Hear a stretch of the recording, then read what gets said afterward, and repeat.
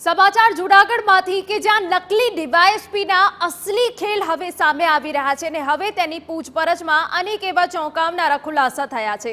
આરોપી વિનીત દવેને લઈ ચોંકાવનારા ખુલાસા થયા છે અને તપાસમાં આરોપી પાસેથી રોકડ સહિત 20.98 લાખનો મુદ્દામાલ મળી આવ્યો। સાથે જૂનાગઢ કોર્ટના જજના હોદ્દાનો અસલ સ્ટેમ્પ સિક્કો, ખાખી કવર, સર્વિસ સીટ, લેપટોપ અને કમ્પ્યુટર મળી આવ્યું।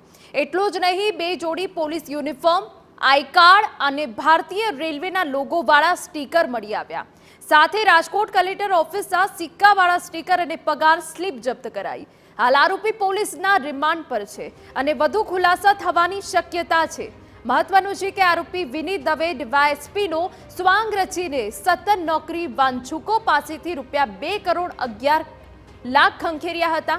આરોપી પોલીસ ખાતામાં નોકરીની લાલચે યુવક યુવતી પાસેથી 2 લાખથી 20 લાખ સુધીની રકમ પડાવતો।